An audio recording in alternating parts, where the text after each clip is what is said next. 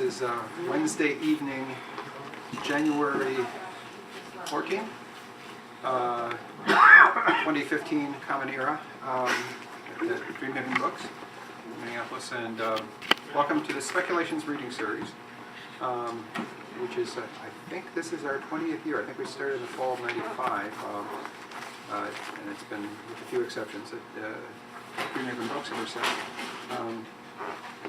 And we normally have one, sometimes two readers. From time to time we've had a larger group. So we thought we'd try something new this time and have Eric Heideman, the guy who runs the series, Greg Ketter, the guy who owns the stores over there. Thought we'd try a round robin reading, just let anybody who wanted to read some stuff. The plan was to read a selection up to 5 minutes, and then when we get done, when everybody who wants to read has done a reading, if there's still time left, wanting to get this done in about an hour, if there's still time left, people can take another 5 minutes. So, who wants to start? I'll pass our sign-in book around, and then you can get emails about upcoming speculations events. Also, I should mention that the speculations readings are co-hosted by SF Minnesota, which is a multicultural science fiction fantasy organization, which also does a midsummer convention, Diversicon, has flyers around for that. So, having said all that, who would like to go first? Mike?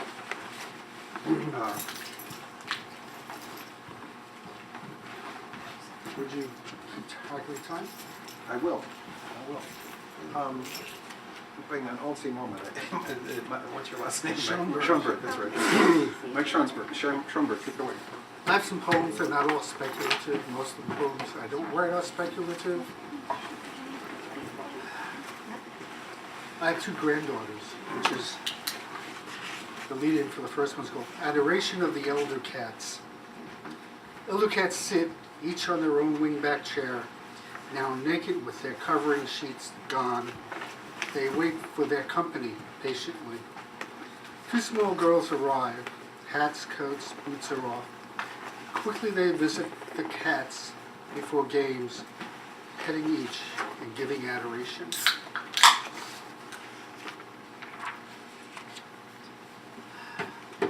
The second one is more fantastic, I guess. In a moonlit October night, wandering after dark, not much to see, until cold moonlight turns on.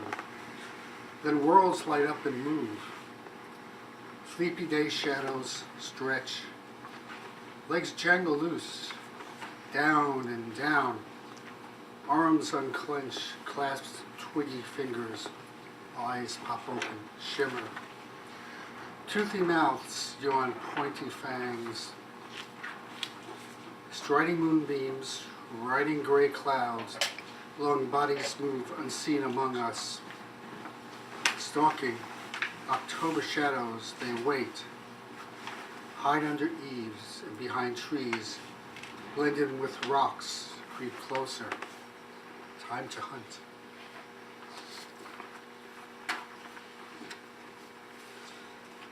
Last June, I was just listening to the sounds from my open window. And this is sort of a compilation of the sounds. Sounds of a city summer night. Dusk found the murder noising into their crow's nests, then quieting, listening to summer breezes rustle tree leaves in the dark. Scratching, murmuring. As a neighbor dries clothes, hot air blowing through a pipe, next day's preparing. Laughs before shouting, hardcore door slams late at night, returning at an odd hour.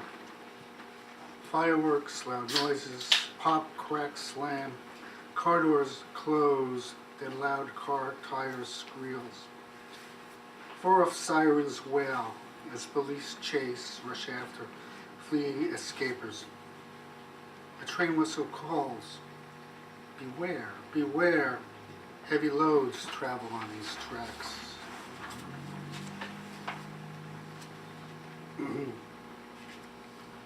This is a poem that's based on a couple of biblical verses.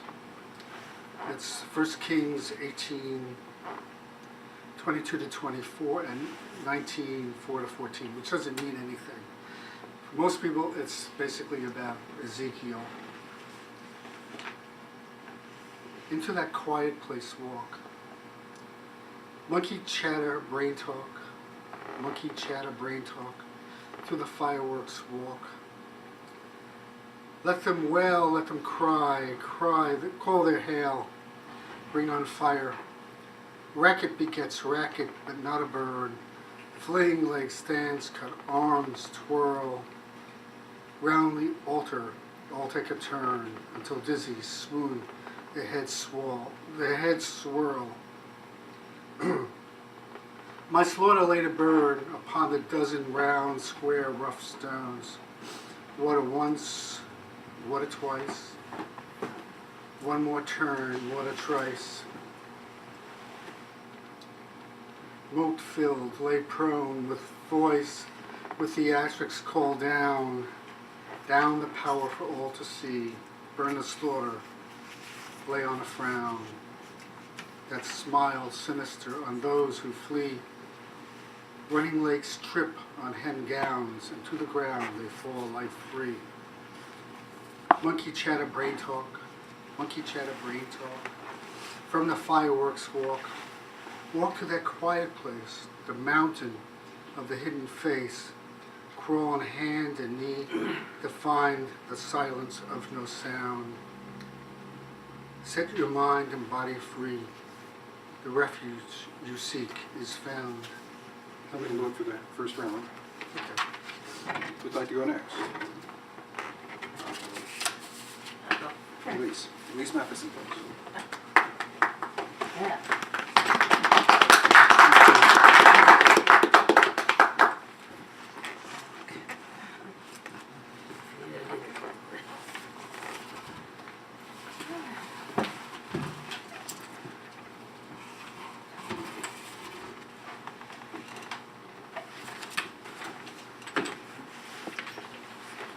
I'm Elise Matthesen, and this is White on White.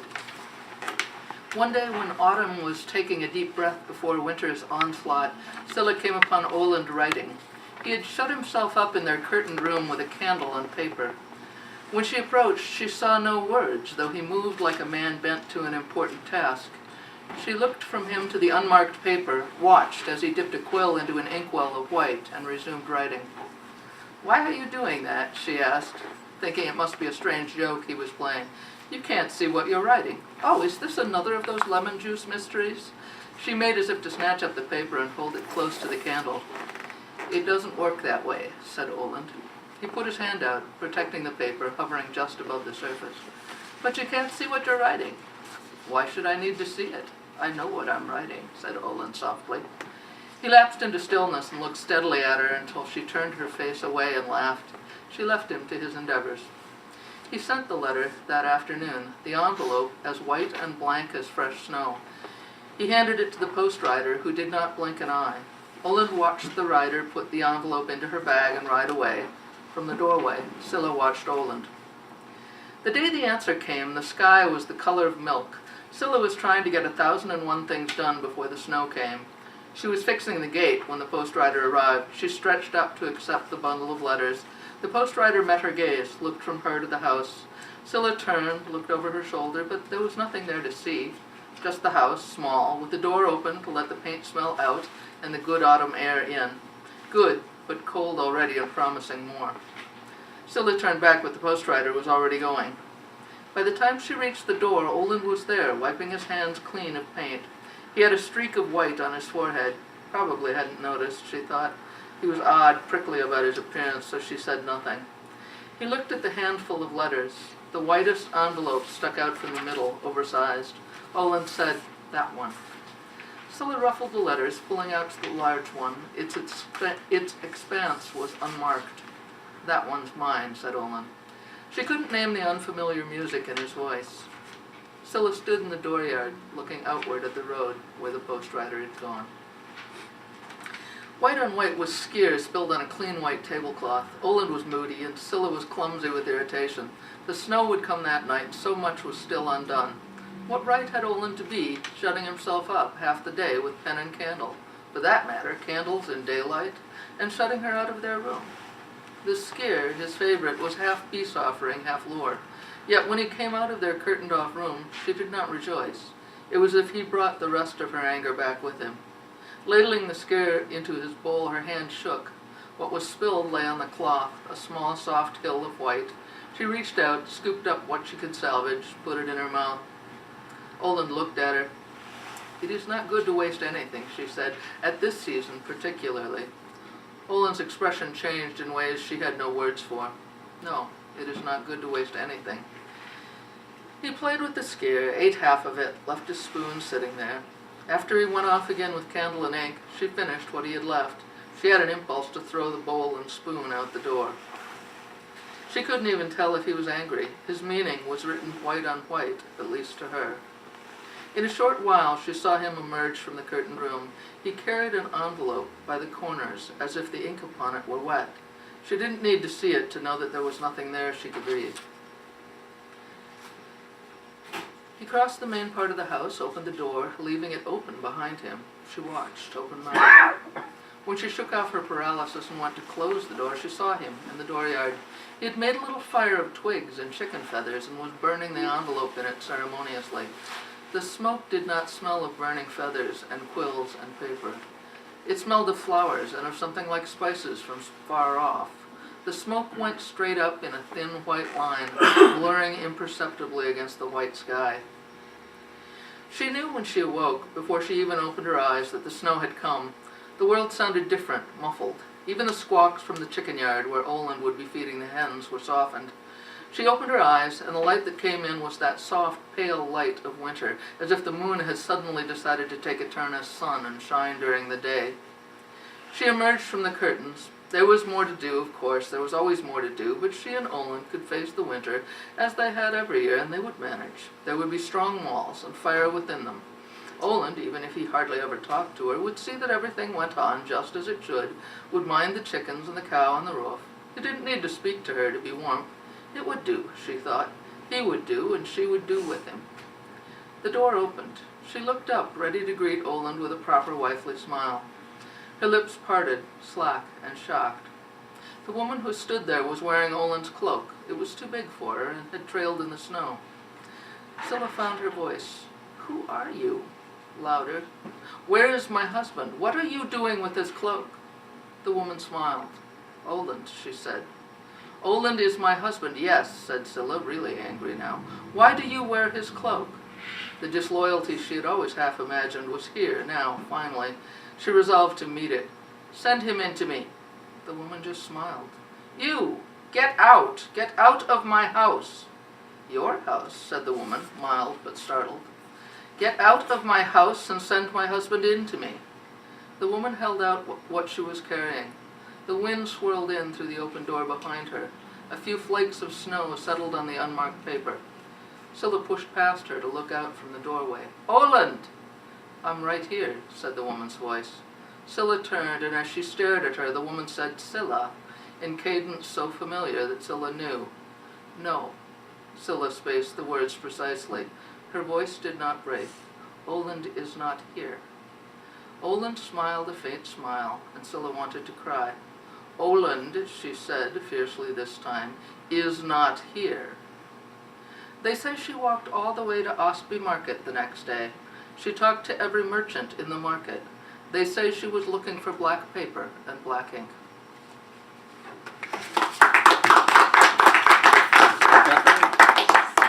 Captain Lundoff.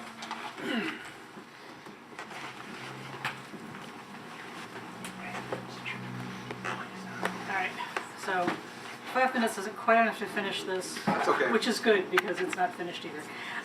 So this is a work in progress. It's called Hoard.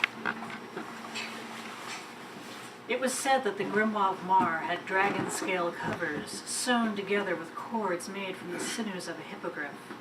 Said that the ink on its leaf-thin vellum pages was distilled from the purple-black blood of a unicorn. and that it had magic of its own, even apart from the spells written on those pages. Some even said that the binder herself had hunted the dragon and the hippogriff. Some of this was true. The binder did not kill any of those beasts, of course. To kill such beasts to make a book, even as fabulous a tome as the grimoire, would have corrupted its magic, twisting the souls of all those who tried to use it. And I had problems enough as it was. But right now, I needed to remember everything I could, both the true and the false. The grimoire itself was magic. I could attest to the truth of that, though its exact nature was missing from most of the tales about it. I thought I knew what it was capable of, since it was, after all, my book. Our book, really. The spells came from her. Clotilde de Perrins, High Countess of Mar, sorceress, the pet sorceress of the Duke of Ald, in fact, my beloved, or at least she was until she stole the grimoire and fled, abandoning me here to face the Duke's wrath. The book's magic had come from both of us. Now, I had to recreate it for the Duke, somehow, without her help. What he would do with that magic once he had it, I did not know. I suspected the surrounding duchies and kingdoms would find out soon enough. But for now, that was not my concern. I caressed the nearly completed leather book on the table, letting my fingers tell me what the texture of the cover felt like. Scales. Dragon scales. Not that the Duke would know that by touch alone. Of that I was certain. If it simply looked and felt like scales, I hoped that would be enough to save my life. Like the leather of the book's cover, none of the other materials in the crate I'd had the Duke's men bring from my shop were what they seemed. The last of the unused sinews on the table looked enough like those from the hippogriff's legs that someone who'd never seen the real thing couldn't tell the difference. Ink distilled from mulberries was much the same color as unicorn's blood, if you didn't mind losing the latter's special properties. The Duke would mind when he found out. Would mind very much, in fact. But I was hoping to be gone before he actually tried to use the spells for anything. Perhaps that seemed misguided, naive, but that hope was all I had left.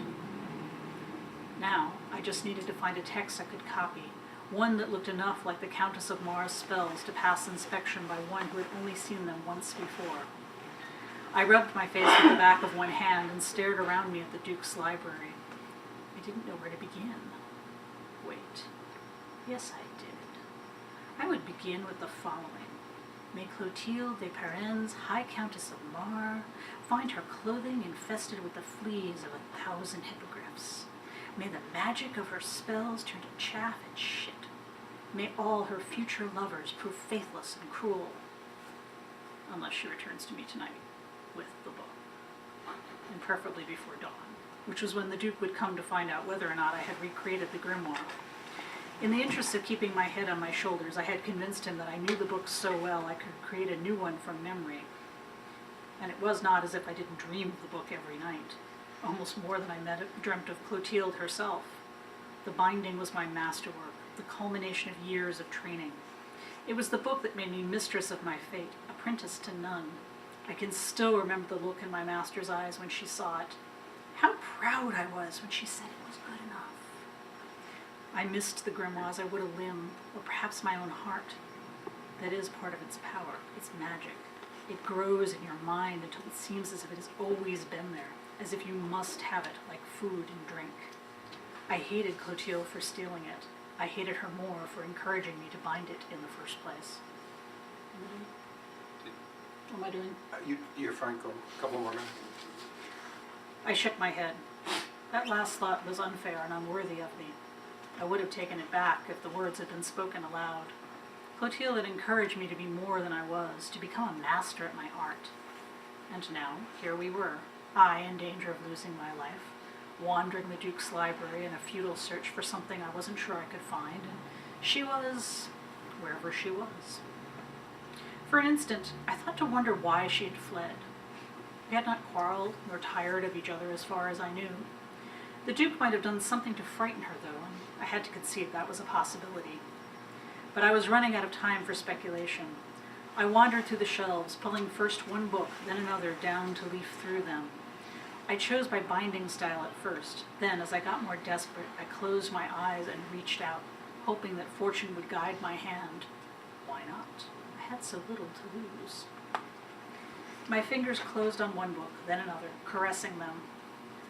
From the third book, I felt the slight tingle of something out of the ordinary. I opened my eyes slowly and looked at a book bound in black leather with gold designs on the spine. For a moment, I didn't recognize what they signified. And then, all at once, I did. No, no, no, no! I yanked my head away, my flesh burning with imaginary flames. I would close my eyes and I would try again. That's what I would do. I would not pull that book off the shelf. More importantly, I would never open it. I would not allow my desperation to force me to open this particular door. I closed my eyes again, trying to summon the resolution to move on, to turn my back on this means of escape that was no escape. I would try to fool the Duke with my version of the grimoire, and if I failed, I would go to my doom. That was what Clotilde would do, if she was here. But she knew that you would be left defenseless when she ran away, a still small voice whispered to me. And the Countess of Mar was bred to command and to rule. She had been a warrior before she turned to sorcery, and I was anything but. The book beneath my fingertips called to me, spoke of the books I might yet create, of the chance to translate the books I could imagine into objects of such beauty that all would wonder to see them, of being renowned as the finest bookbinder in the land. That brought me back to my need for a text to fill my counterfeit grimoire.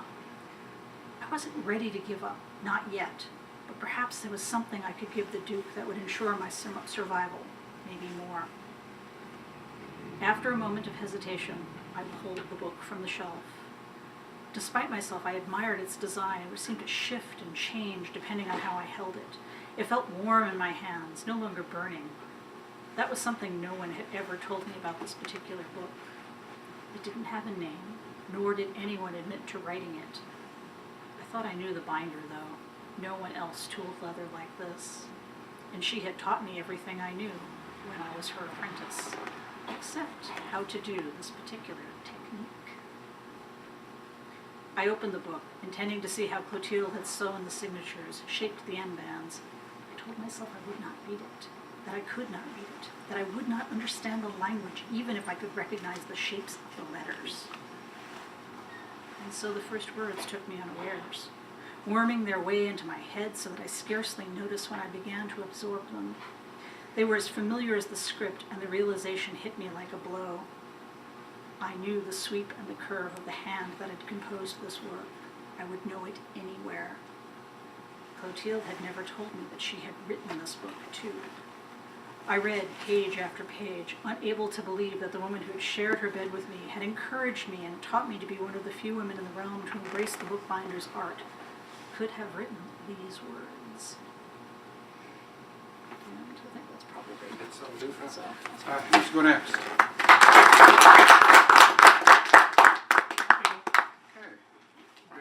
Damian Sheridan.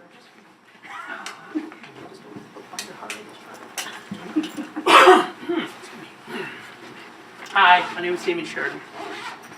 I just wanted to read a little piece I'm pretty excited about. I'm adapting this for a monologue for a play that I'm writing called, the play itself is called The Gun Culture, and the monologue is called No Godless Communist Zombies. There are some pretty unbalanced people in the cities of America, and even more in the small towns and rural areas. I know some of them. Some are friends of mine. Some of them, it makes me a little nervous to know, are going around carrying guns. Makes it a source of comfort for me and my family that we are appropriately armed according to our nation's Constitution and Bill of Rights. I know some of these folks are worried about the secularists. They have personal arsenals set aside for the day when the secularists completely take over church and God from out of the U.S. government. On that day, they're going to rise up and take the country back from those godless heathens. Some others are worried that someday the communists in Russia are going to swarm across the Bering Strait, come down through Alaska and Canada, and right down in America's breadbasket with their communist agenda and their communist toe dancers. They've got their garages, basements, and corn cribs stuffed full of heavy armaments and ammo, for the day that those cloned VI Lenin army comes marching down the main streets of blooming Prairie, Minnesota. Still others are worried that the bomb is going to be dropped, or that the chicken flu is going to kill half of the people in America. Others are worried that the gays will be given the right to get married all across the United States. In these scenarios, they imagine that local, state, and federal government will collapse. Then they will have to take the rule of law into their own hands to save their American homes from Koran-thumping Bronze Age imams, hippie free radical techno ninjas, or gay Republicans. Ridiculous. A whole bunch of them ridiculous. You ask me why I'm prepared with lethal force to defend my home when the time comes. I will gladly remind you of what it says in the Bible. On the day when the archangel blows his trumpet, all men and women on the earth shall stand upon their graves, await the final judgment of the Lord. And you know that all those people who've been laid out in the ground for all that time are going to be mighty hungry. What will they be hungry for? That's right, human flesh and human brains. I'm talking about the zombie apocalypse here, people. It's coming, and my family is prepared. I have my Stag Armaments TAC assault rifle ready at the door for when the time comes. They'll prove effective against both distance targets and large clusters of close targets. They will provide effective crowd control and pacification for any assembled interlopers, even ones with internal organs hanging out in the midday sun. Now I know what you're asking. Believe me, I do. How can you kill someone that's already dead? With an effective amount of muzzle velocity and slug expansion, enough internal systems can be liquefied to render even the most determined of the living or undead intruder. A kill shot to the head of any zombie will burst the skull like a melon, and then he can wander headless, waving his arms like a pansy to his zombie heart's content. I have several open gun safes hidden behind pictures and false books throughout the house for holdout weapons. In the family room, I have a rack of my 12 prize handguns arranged, oiled, and loaded for the end of days. I have 3 Berettas, a pair of Glocks that I could bury in the sand dune and would still come out with smooth receiver action when I pulled them out. Well-maintained weapons always win out over showiness. I swear some of those survivalist gun nuts will trip over the walnut buttstocks of their own signature edition special order commemorative Text Avery Winchester long rifles before they fell a single ghoul. I have my Desert Eagle for supreme stopping power. If the caliber is a bit extreme for a non-armored foe, but in case there are any zombie cavemen, the enhanced penetration of the 50 caliber handgun should punch right through their thicker skulls. Also, I favor a 44 caliber police action revolver for the fact that they almost never jam. Don't get me wrong, I know gun safety. None of my children are allowed to use any of my handguns. However, they have all been rigorously drilled in reloading every handgun while my wife, Audrey, and I cover the entry points of the house, of the home front. Audrey favors the Browning automatic for the ease of loading and the number of rounds chambered in the magazine. I do not envy people who live in highly populated areas where civilization has been advancing for thousands of years and countless generations. I would not want to be the housewife in Rome who gets out of bed one morning on the rise of the zombies and has to beat the former Emperor Nero away from her children with a marble rolling pin while zombie Plato munches on the family dog. Nor would I want to be one of the modern-day Minutemen called upon by this country to drive the foaming, frothing founding fathers back to their crypts. My family and I live out here in a small, former steel town only settled about 4 generations ago. Yes, I will likely have to put a bullet in the forehead of my own grandfather, but I am prepared for just that, such an eventuality. Other than a few thousand settlers in our town over the last century or so, my family will only need to contend with an unknown number of Indians, but they shouldn't be too hard to kill with their primitive weapons and all. A Panther deer rifle and a sniper scope should be sufficient to take care of any undead war party. So take my advice, people, good people, and watch for the signs. When the angel Gabriel blows his trumpet, if you are left behind with an army of the angry dead with rumbling stomachs, you want to make sure that you have enough guns and ammo to last you to the end of all things.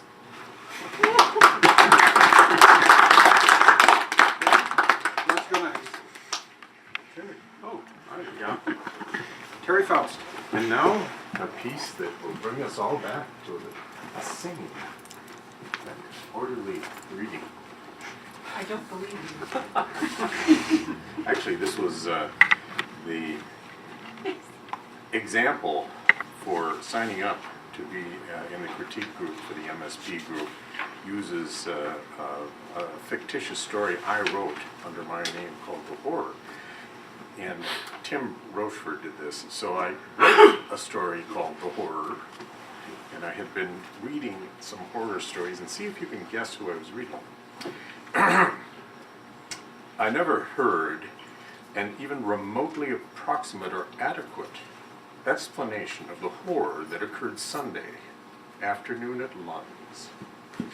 Notwithstanding the massive number of first-hand witnesses occupying the claustrophobic community room, the accounts of whom were recorded by the authorities, but vary so widely as to raise the question of these survivors' collective sanity, I fathom the garbled tale of terror has, in its retelling, diffused the factual and fortified the spiritual in an effort to glean some semblance of what actually transpired. And yet, it is a tale so ghastly in its scope, so horrible in its aspects, so just plain icky that many conventional minds would keep it bottled up, a secret easily denied and never confessed.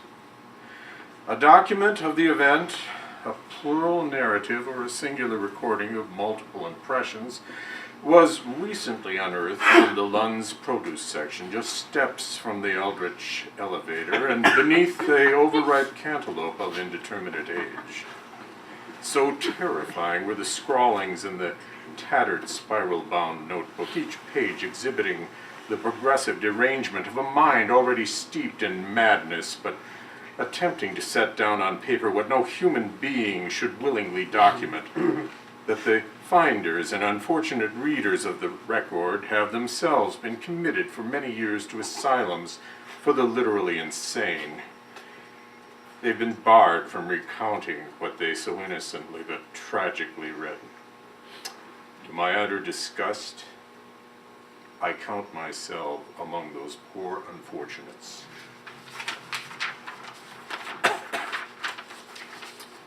As terror begets terror, so too does mystery spawn mystery, and confusion lead to social awkwardness, the truth of which is no more evident than in the attempts to destroy all mention of that fateful day by means of a society too prim to acknowledge the shocking and repellent character of human nature, stripped of the thin veneer of civilization by the unholy truths revealed and ruthlessly employed in a critique group, which, for the protection of my more fragile readers, I shall not name, though it sounds like Windex, but you have to replace the W with an M and the D with an SP. Rest assured that on this matter my lips are and will remain sealed forever. The identity of this group will remain forever anonymous, forever and ever. Be that as it may, I have seen this multi-headed beast of a group in its devouring frenzy, sat as a spectator to its all-consuming hunger for material both short and long, good and bad, accepting material heedless of proper punctuation, ignoring sentence fragments, misspellings, poor formatting, guzzling deadly plot twists so disastrously conceived in the depths of Hades that even Roger Corman would reject them. And to my shame, I have returned again and again, drawn back in sick fascination by the screams and moans, tears of pain and squeals of delight emanating from the members of this diabolical group, from these souls in their throes of creative torment, damned throughout eternity to write. Much has been printed of addiction, the delights and anguish of opiates like heroin, crack cocaine cheese whiz straight out of the jar. But they pale in comparison, lack the fundamental obsessive-compulsive experienced by those devoted, yet deviant slaves to the written word. You know who I'm talking about. The merest peek into their convoluted souls, the hellish infernos of torture they suffer with each blank page and every word choice is more than enough to propel the strongest of men into the arms of their mothers, weeping. It is an assembly of the damned, condemned to set thought to paper and smile in their own utter agony. Oh, the madness. Yes, the world knows well the beauty, the terror, the mystery of these hallowed yet aberrant organizations, inspiring virtuous dreamers and lustful lechers alike, but never before had the supporting tenets of uncontrollable creativity been so nakedly exposed and expressed in stunning thought, appalling deed, and depraved sock puppetry as on the Sunday in that group at Lund's. Only now, in my dismal asylum chamber after repeated and mind-scrambling electroshock treatments, quantities of lithium not matched in a dozen Prius car batteries, and brutal basket-weaving workshops in which chair caning and reupholstering cat baskets were included. Not only now do I chance to face once more that which is unfaceable, look upon that which is unlook-uponable, and dare to read that which those of little understanding and questionable taste have forbade all the world to see. Yes, you see, I have thwarted their incomprehensible and boundless ignorance. That which was assumed to be utterly and irrevocably destroyed, or at least tossed in a recycling bin, lives on through my glorious effort, retrieving the rolled notebook containing the shocking account. With the aid of a frightfully ticklish but effective aerosol lubricant, WD-40 to be precise, I loosed that which had for so long and so intimately remained secreted upon my person, with the knowledge that future generations will fully understand my sacrifice and apply judicious, if not copious, amounts of sanitizing compounds to what I now hold in my hands. It, the spiral-bound notebook, has survived intact. The asylum's menu of tasteless canned vegetables, mysterious meat patties in undefinable brown sauce, and the glorious Jell-O with carrot bits. None have dissolved it or rendered it unreadable. The pages are but a little tinged, and with shaking eager fingers I pry the first eldritch page open to feast my eyes on that which no sane man would read. Oh, the horror, the horror. Does it take care of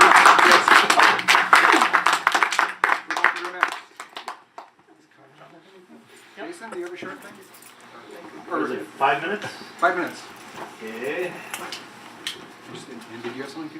A little something. Oh, some. Excuse me. Jason D. Whitman?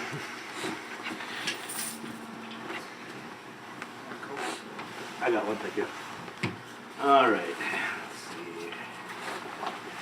Since we're so short of time, I think I'll do one of my patented.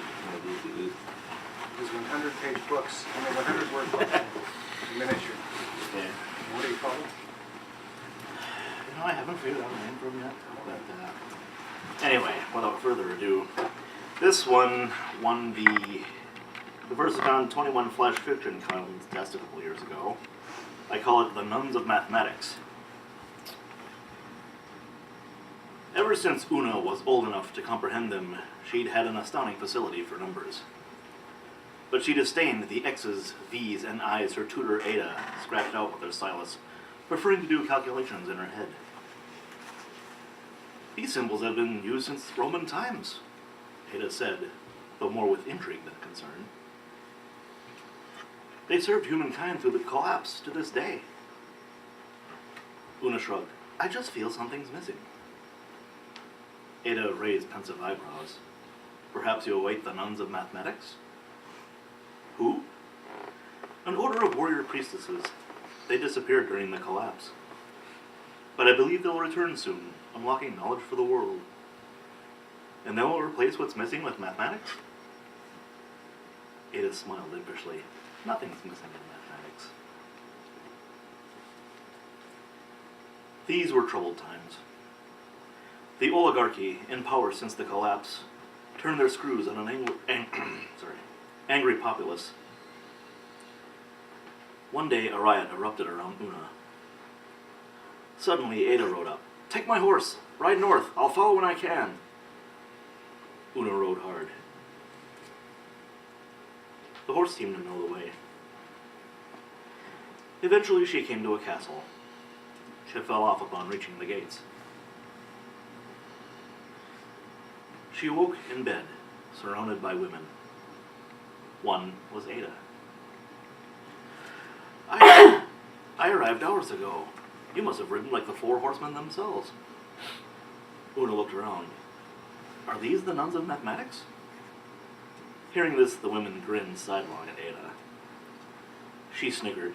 Sorry, we are merely scholars, and I am fond of puns. The word isn't nun, Una. It's none, 0. Without it, mathematics is crippled. I don't understand. You will.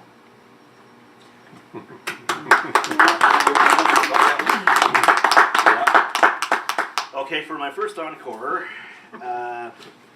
this was the one I submitted to the Flash Fiction Contest for DiverseCon last year. Didn't win, but I think it's a neat little story. I call it Planet of the Tardigrades. That evening, Johnny contacted Nainoma via ham radio. You hear about the spaceships approaching from Neptune?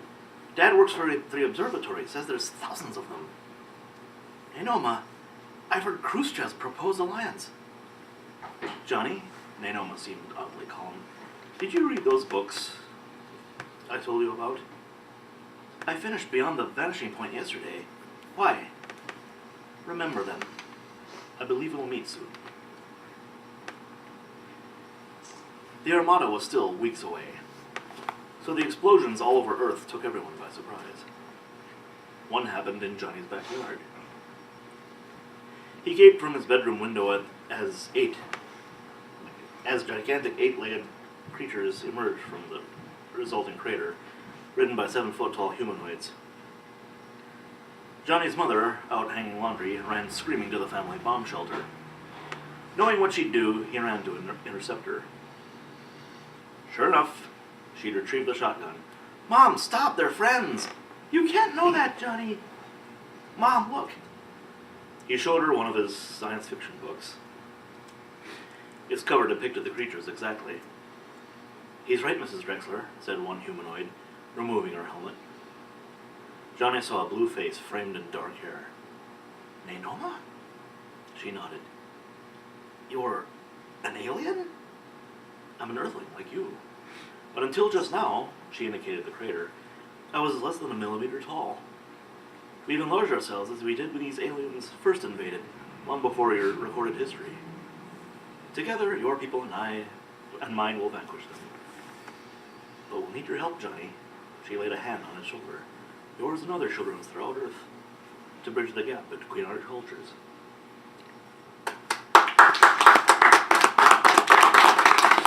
Any questions, comments? No? Okay. Okay, was it Sean? Yeah. Sean? Thank you all.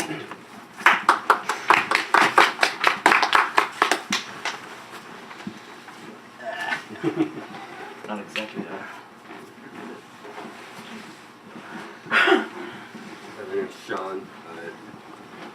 I used to do a lot of creative collaborations with people over the years, and I realized this was going to be a round robin. Otherwise, I would have been a little bit better prepared. first piece was a writing challenge. It was a character-driven story, only several hundred words about a year ending or a year beginning. So, it's called Hate. James hated Fridays, or so he believed. You see, for James, Friday embodied what Monday represents for most other people. It was the first day of a day destined to begin lousy and harbor what the superstitious called bad luck until nightfall. Of course, this would mean that for James, Tuesday became his Friday. Now, this wasn't a result from any sort of employment James bore, jobless that he was. If you were to ask James, he would tell you that he hated Fridays for as long as he could remember. James is 35 years old, and he could tell you what his dad gave him for his 5th birthday. The worst part of Fridays wasn't necessarily about anything bad that would happen, but the anticipation leading up to it. His weekend, consisting of Wednesday and Thursday, served more as a curse than a blessing. Weekends for him only gave the message, these are your last days of freedom before it all starts again. On this particular Friday morning, with the sky above, James slowly spinning and blooming from a pale blue to a crimson red, he realized that he didn't just hate Fridays, he hated the whole week. Nothing but a never-ending string of hours sewn together with the thread of night and day. By the time Friday came around again for him, those threads snarled in sunrise and sunset had progressively unwound and tangled into a Gordian knot. James slouched on a bench at 34th and Washington, next to a stained and dent-riddled bus stop sign. The growing stench of rotten grapes rising from the ground, his musings had progressed further. He didn't just hate the whole week, the entire month. It seemed to James that it all collected into an almost random number of these Gordian knots, then were tossed carelessly into a boiling kettle of tar chowder. A sloppy, stinky mess of balancing time ingredients, hoping to hell that he didn't run out before it all started again. That was another thing he hated, being late. James half-heartedly tapped his sandal against the sword hilt. It wasn't much of a sword, aside from its size. In the morning sunlight, the sword slumbered in patches of rust rather than gleam. The banding around the grip drooped, resembling sloppy sneaker laces instead of master leatherwork. It wasn't much of a sword, aside from its size, but it was still a sword, and it was his. He hated it too. By then, that particular Friday had reached mid-morning, and the sky was more red than blue. 2 different flavors of melted ice cream with more cherry being gradually added. James hated cherries almost as much as he hated being late, but nowhere near as much as he hated Fridays. And as much as he hated how the time was progressing that morning, James knew he had to figure out just why he hated Fridays to the extent that he did. Up until now, if you asked him, he would tell you that he hated Fridays for as long as he could remember. He remembers his 5th birthday and what his dad gave him. The sandal tapped at the sword again. The emanating rotten grape odor had grown in its oppressive power. His dad, back from wherever he would disappear to for days, weeks, months on end, took James out into the backyard where the shed stood, weeds threatening to swallow the structure whole. James remembers that the trees were still green that year. James, with his hands still sticky with cake and frosting, watched wide-eyed as his father pulled the chain, dusting the single room with a yellow light. The table, wooden and rickety, took up most of the dusty room. And if you were to ask him, James could tell you the color of the rolled-up blanket that rested on top. It was as blue as the sky that day. His dad unfolded the blanket, and he inclined his head towards James. Son, I wish to God that it were me instead of you, but I'll be gone before the time comes. He wrapped the blanket back up, lifted it from the table, holding it lengthwise in his hands. A man needs a new beginning. Someone has to be there to clean up the mess in the end. James remembers that the trees were still green that year.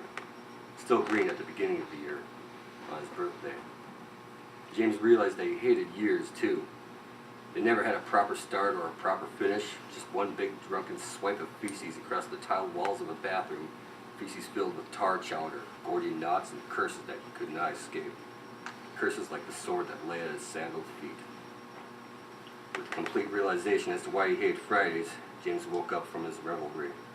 The rotten stench was not from bad grapes, as he had unconsciously thought. The awful funk was still rotten, definitely not of grapes. Lifting his chin from the slouch on the bench, only then did he notice the murmured moans and wet groans of the body shuffling listlessly around him. Trees weren't green anymore, but it was the beginning of the year, and James thought he could still hear his dad's last words to him. Happy birthday, son.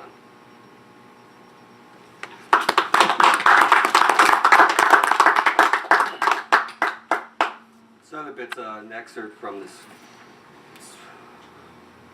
urban fantasy graphic novel I've been writing and drawing off and on over the years, called Dope Dreams and Deliverance. Just a little excerpt, don't really have a title for it. Sitting on the brick ledge on 4th Street, I watched the pigeons cluster on top of one of those vine-covered apartment buildings across the street. I'd be on a smoke break if it weren't for the fact that I didn't smoke. Well, not habitually.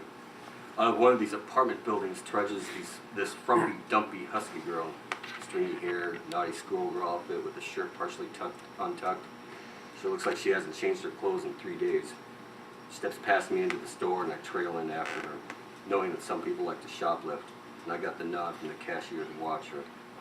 So I cross the foyer and lean against one of the cooler doors and I look bored. Naturally I am. Her awkward stride takes her to the checkout and I glance down at her exposed calves, making note of the thumb-sized bruises. She purchases Parliaments, soda, and Trojans. She walks off in her arrogant gait, back to those apartments, and I wander back outside to my spot on the brick ledge. She comes back outside about 20 minutes later and walks around the block. And the pigeons, waddle and huddle together above, stare at the overcast sky. For a moment I think I see the cloudy canopy stutter. Subtle flicker. About a week later, Frumpy Dumpy skids into the store again, blubbering about some guy had threatened to kill her, had a knife to her neck or something. Can't make out the actual telling of her story. My head feels scattered, like my thoughts are pixelated. All I know is that it's half-truth coming out of her sour mouth. You don't hold a knife to someone's neck if you intend to kill them, then let them get away. Frumpy Dumpy's barely coordinated enough to make any sort of getaway dance. She begs the cashier to be able to use the bathroom. I wait while the blue boys pull up, take a casual step to the bathroom and listen through the door. Shuffling, running water, big loogie sniffles are all I hear.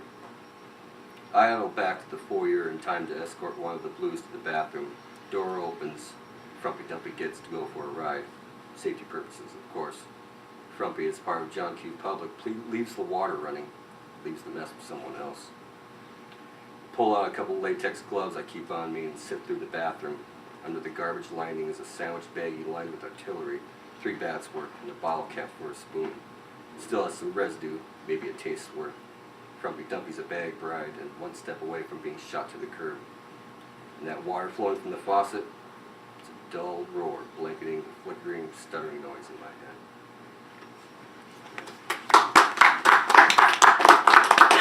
Is there anybody besides me who has something to read and hasn't read anything yet?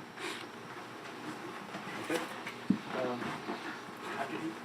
So the story originally appeared in Tales of the Unanticipated, number 17. Yes, number 17.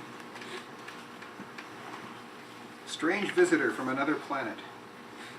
The world's greatest scientist and his partner, a very good scientist indeed, appeared before the Great Council. They spoke about the world's geological history, showed satellite photographs, seismological readings, and atmospheric charts. The evidence is indisputable, the world's greatest scientist summarized. Very soon, certainly within a year, perhaps much sooner, our world's internal stresses will build into an unstoppable chain reaction. Our world will explode. Voices rang up from across the council chamber. None could bring themselves to address the great scientist with scorn, but the voices were filled with incredulity and not a little anger, mixed with wailing and gnashing of teeth. How could a world as massive as theirs possibly explode? The great scientist's partner argued that some centuries past, a microscopic black hole had passed into the world's center, since which time it had slowly, steadily absorbed the planetary core into itself.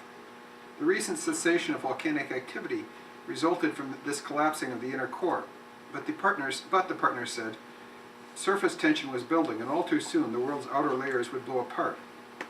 Nonsense, other scientists countered. The decline in magma outflow simply betokened their planet's maturation as its core cooled. The robot probes had explored 1/7 of the galaxy and studied thousands of worlds. Many were volcanically active, many volcanically inert. None had been known to explode. The great scientist and his partner pressed on with eloquence and passion as the red rays streaming through the chamber's skylight deepened with shadows. Though the world's great spacefaring era lay decades in the past, the technology had been preserved. Months of unprecedented global effort would suffice to build a starship that could transport some thousands of the world's most gifted citizens to safety and a new life. Finally, the council voted. The two distinguished citizens were commended for their concern, but sufficient evidence had not been presented to warrant so massive an investment of global resources as the starship's construction would require. However, a global commission of scientists would commence studying the alleged problem immediately after the solar festival. The great scientist and his partner were bitterly disappointed, but not surprised. As the great red sun dipped below the horizon, they sped their hover vehicle to their home, dismissed their child's caretaker for the evening, and carried the child with them into their laboratory to view their great secret. Small but majestic all the same, the silver vehicle brushed the laboratory's dome. They had completed work on a tiny prototype ship. A score of additional days would suffice to finish the full-size vessel. Though their world died, their civilization would live on. The great scientist, his partner, and their son, together with a miniaturized record of the world's central library and a cellular sampling of its biodiversity, would escape the dying globe that birthed them and voyage to a green world in an outer spiral of the galaxy. This world, the probe showed them, harbored beings very similar in appearance to themselves. While much less advanced than themselves, these beings doubtless harbored the seeds of greatness. The blue-green world's lighter gravity and the rays from its yellow sun would give the family powers and abilities beyond that world's natural inhabitants. But the scientist family would use those abilities wisely, moving among them in secret and guiding them toward greater glory. As the partners stood together in the laboratory, their son cradled between them, the ground suddenly stirred beneath their feet. Quickly, the partner passed her son to the great scientist and activated a portable audio news receiver. At the same moment, massive tremors had broken out all around the world. The partners moved close together in their grief. Too late, and yet not quite too late. Beside their family starship stood this prototype ship, fully operational and ready to launch. Our son will live, the great scientist said. He will change his new world beyond all imagining, the partner said. Tenderly, they placed their son into the rocket's cradle and activated the small stasis field that would preserve him during the long voyage. Together, the partners activated the master switch, and the dome opened and the rocket sped skyward, leaving behind the world in its final throes. For millennia, the vessel traveled from near the galaxy's center to one of its outer arms. At last, the yellow sun began to grow as the vessel passed that solar system's outer gas giants, then past a long-dead red world, drawing ever closer to the blue-green world third from the sun, whose inhabitants so resembled the sleeping child. Alas, it is a constant of the universe that things never go precisely as planned. The vessel grazed against a chunk of orbital debris, altering the vessel's trajectory, causing it to plunge into a shallow ocean. The outer shell of the vessel exploded, sending a plume of land from the ocean's bottom and a planetary blanket of dust that took 3 years to settle. That was pretty much it for the dinosaurs, at least until the day in 1954 that the stasis field finally deactivated outside Tokyo Harbor. Aww.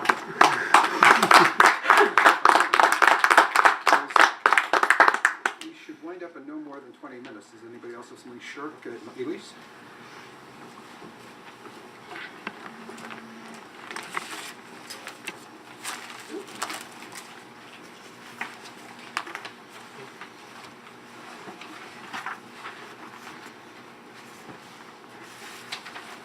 This is called As Wanton Boys to Flies.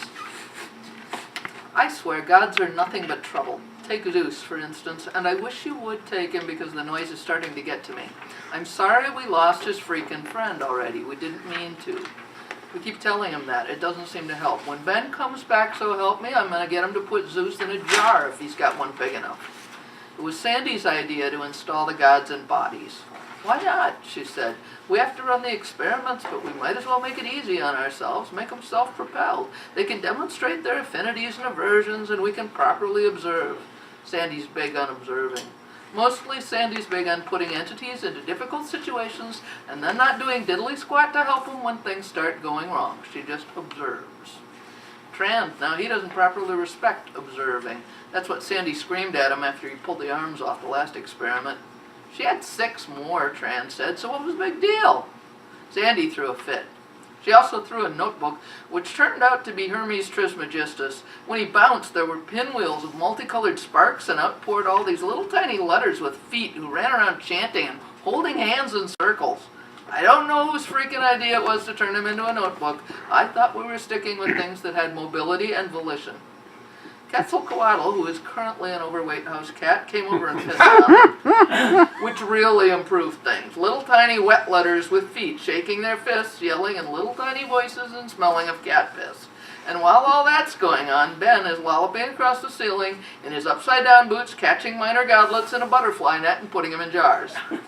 You can blame Marilee for that one. It would be Marilee's bright idea to make things with wings. But why, for the love of prime numbers, can't she stick to things like moths? Dragonflies, sure. Baby pterodactyls, a bit of a handful, but they can be dealt with, okay. But miniature yellow tractors with wings, snorting distillate fumes and bearing tiny metal horizontal fangs? Freaking hell, that's just plain a bad idea. Plus, they have a tendency to bite right through butterfly nets and other things. Last I saw Ben, he was heading for the first aid kit and cursing a multilingual, multicolored streak.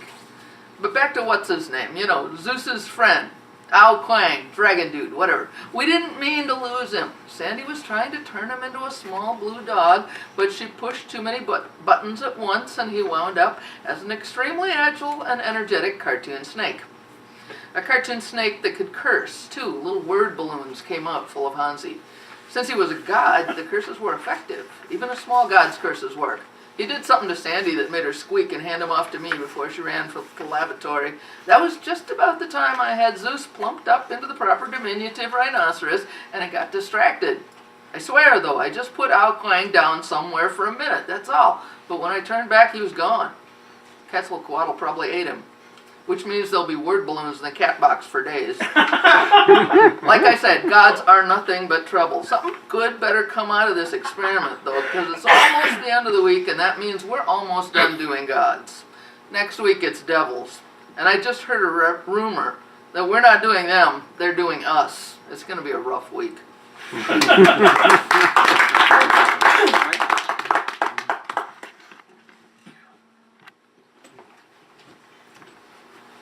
We'll start with an extremely short poem. Modern data practices. Tracking starts with birth. Baby breath, the start file mark. Death, the end file mark. As I said, short. Speaking about cats, the night visitor. One night a winged, furry visitor, never seen, flew into a darkened house. The only evidence the next morning was its smiling, fanged head on the dining room floor. A nub next to a red exercise band. At first, without thinking, she picked it up, then looked and squeamishly trashed it. She thought, how odd. Just a lone head?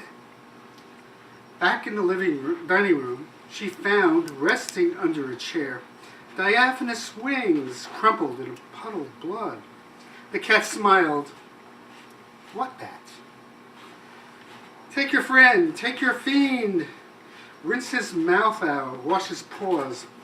Holding her hands out, she pointed with the other. Get rid of that tiny black top hat. Get rid of that tiny red line cape and get rid of this tiny scroll with funny chicken scratches on it. Now awaiting a visitor from a bigger envelope. One more point? Oh, sure. The telling. The old man leans forward, his butt wiggling, scooting to the easy chair edge. He takes a breath, inhaling deeply, preparing to deliver his words. Sitting cushion end, one hand holding a campaign pipe. The other waves in the gorgeous story. You see it in the easy turning pages, story unfurling, words rounded, full, more full than you hear nowadays. Then a twinkle in his clear eyes, a broad smile on his lips. His gaze on your eyes draws you in. You want to look away, but can't. You, transfixed and trapped, hear him start. In a hole in the ground there was a heart. Another 11 or 12 minutes. Anybody else? Short piece? I got it, Sean. Okay. Terry. Oh, this one's called dead gnome walking. Which is coming out eventually, Tales of the Unanticipated. Yes, it is. It is indeed. Ossining, New York. In Sing Sing's infamous death row rests a parrot cage stripped of its mirror and swinging perch. Its inmate, the most famous breakfast food spokesman of the advertising world, is also this century's most diabolical cartoon killer. Measuring 5 inches tall, Snap, former frontman for Kellogg's Rice Krispies, now faces execution at dawn. Ironically, breakfast time. This tiny terror of TV tunes kept the breakfast food world in a panic until his capture. His killing spree claimed the lives of such beloved breakfast buddies as Boo Berry, Buzzbee, aka Honey Nut Bee, Captain Crunch, and Count Chocula, Snap's most recent victim. The Count was found impaled on a wooden spoon face down in a bowl of his own cereal. Citing Snap's history of violence, depression, and waning consumer appeal, District Attorney Sugar Bear summed up Snap's motive. Our oldest breakfast food spokesman has become a serial killer because he was ignored. Years of seeing newer cartoon creations eclipse his contributions took its toll. But I'm not suggesting his mind snapped. He and his gang murdered their victims as coldly as whole milk poured over a heaping bowl of nutritious Sugar Crisp cereal. It's a honey of a case. Can't get enough of it. Throughout Monday's trial, Snap sat motionless, staring at the jury, showing neither remorse nor emotion when he calmly hummed Kellogg's Box of Fun song as the prosecutor displayed images of Boo Berry's crumbled remains. The jury erupted in wrathful indignation. As his attorney, I want to give him the benefit of the doubt, said Tony Tiger, but if you look at the evidence, the motive, the opportunity, well, taken all together, they're great. The judge had earlier rejected an insanity plea. The evidence of premeditation was based on a grocery list of victims' names found in Snap's possession. A proof of purchase seal covered the face of each of his new victims. Known as the Crispy Treat Gang, Snap, Crackle, and Pop have struck fear into the heart of breakfast food characters the world over. In Germany, they're called Knisper, Knasper, Klusper, a horrified publicist for Trix Rabbit said. He added, that's Snap, Crackle, Pop in German.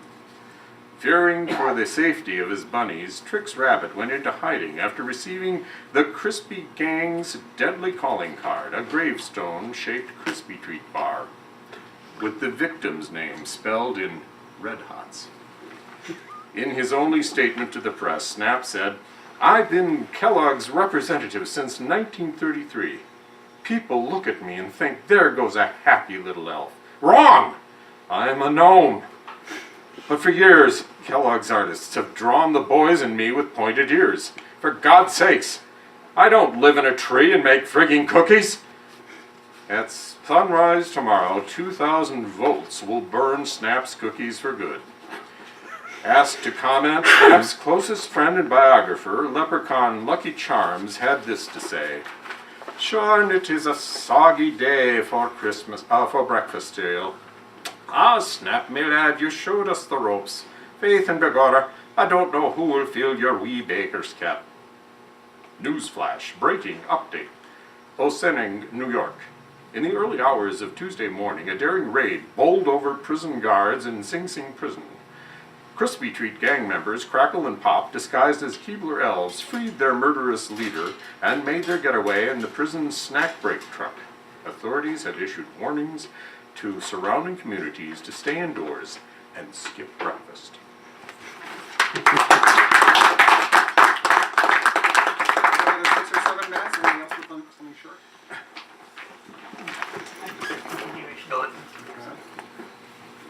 Jason, you have a short one? Or, no, Damian. Go ahead.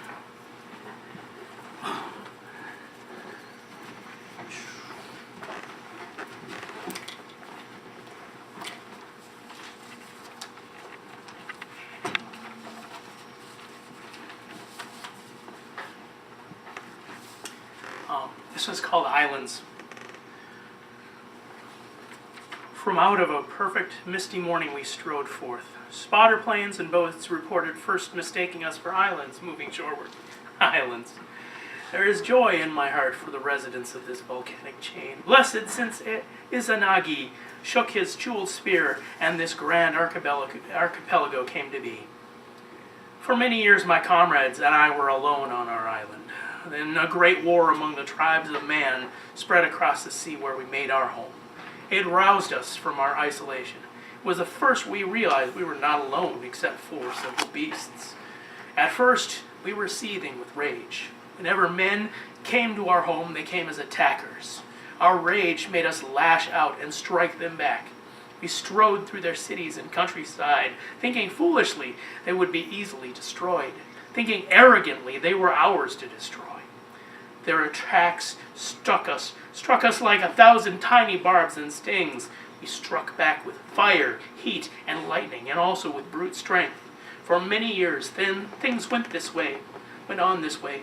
For many years, our shame was wanton destruction of their lands. Eventually, very wise men among them sent missionaries to our remote island.